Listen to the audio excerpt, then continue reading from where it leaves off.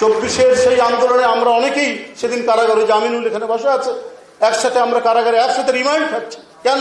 আমরা যদি ঘরে বসে থাকতাম, আমরা যদি ভারপ্রাপ্ত চেয়ারম্যান তারেক রহমান সাহেব যদি আমাদেরকে না বলতেন, আমরা কি যেতাম রাস্তার মধ্যে?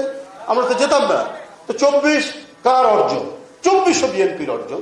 আপনাদের বক্তব্যের মধ্যে থেকে যে উন্মাদনা, যে প্রাণের সঞ্চার হয়েছে, আজকেতে শত শত তরুণরা এখানে বসে আছে, প্রায় 1400 তরুণ। ব্যাখ্যার দরকার না।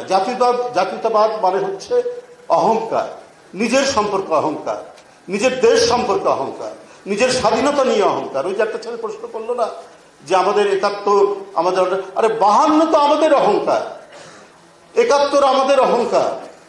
কারণ এই 71-এর সাথে বিএনপির নেতৃত্ব জড়িত, যে কথাটি এখানে মাহেদি বলে গেল। 90 আমাদের অহংকার, 24 আমাদের অহংকার। একটা বিশাল রাজনৈতিক দলের নেতৃত্ব দিচ্ছেন তারেক রহমান সাহেব। গোটা জাতিকে যদি সেদিন ঐক্যবদ্ধ করে ওই ছাত্রদের আন্দোলনের সাথে সম্পৃক্ত না করতেন, তাহলে কি এই ছাত্ররা যখন আন্দোলন করছে, গুলি খাচ্ছে, বাড়িতে বাড়িতে আশ্রয় পাচ্ছে, কিসের জন্য? যে গণভিত্তিক রাজনৈতিক দল বিএনপি, তার নেতাকর্মীরা যেমন রাস্তায় নেমে গুলি খাচ্ছে, আবার ওই যে সন্তানরা, শিশুরা, কিশোররা, তারা যখন গুলি খেয়ে বিভিন্ন জায়গায় যাচ্ছে, বাসা থেকে, বাড়ি থেকে লোকগুলো এসে তাদেরকে নিয়ে যাচ্ছে, ক্লিনিকে নিয়ে যাচ্ছে, বাসায় আশ্রয় দিচ্ছে, বাসায় বাসায়, বিএনপি পরিবারের বাসায় বাসায় তারা আশ্রয় পেয়েছে। কিসের জন্য? বিএনপি এই সংগ্রামের একটি নেতৃস্থানীয় দায়িত্ব পালন করেছে এবং সংগ্রামের অগ্রদূত হিসাবে কাজ করেছে।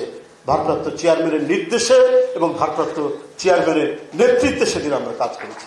আমরা তো ওই দিন 24-এর সেই আন্দোলনে আমরা অনেকেই সেদিন কারাগারে, জামিনুল এখানে বসে আছে, একসাথে আমরা কারাগারে একসাথে রিমান্ড খাচ্ছি। কেন? আমরা যদি ঘরে বসে থাকতাম, আমরা যদি ভারপ্রাপ্ত চেয়ারম্যান তারেক রহমান সাহেব যদি আমাদেরকে না বলতেন, আমরা কি যেতাম রাস্তার মধ্যে? আমরা তো যেতাম না। তো উনার এই সংগ্রাম যাতে বিজয় হয়, শেখ হাসিনার যাতে পতন হয়, আমাদের বহুদলীয় গণতন্ত্র যাতে প্রতিষ্ঠা পায়, এই কারণে আমাদের মতো কর্মীরা আমরা সেদিন রাস্তায় নেমেছিলাম। বলে ওই যে আমাদের নিপুণ, তোর কেবল তার একটা সার্জারি হয়েছে, ও বেচারিকে দেখলাম যে ওই অবস্থায় তাকে ধরে নিয়ে এসে ইয়ের মধ্যে নিয়ে গেছে। এই যে টোটাল যে ঘটনাটা আন্দোলনে, তো 24 কার অর্জন? 24 বিএনপির অর্জন। এবং সেই 24, 90, 71, 52 কেন বললাম? 52-র ভাষা আন্দোলনের অনেক নেতা বিএনপির গুরুত্বপূর্ণ নেতা ছিলেন। বিএনপি এখনো বেঁচে আছেন, ব্যারিস্টার জমির উদ্দিন সরকার, তাছাড়া অনেকে মারা গেছে, তাদের বয়স হচ্ছে। তো আমাদের ইতিবাচক আন্দোলন, আমাদের জাতির গৌরবের আন্দোলন, গর্ব করার আন্দোলন এবং অর্জনের সাথে বিএনপির ইতিহাস ওতপ্রোতভাবে জড়িত। সবাইকে ধন্যবাদ। খোদা হাফেজ।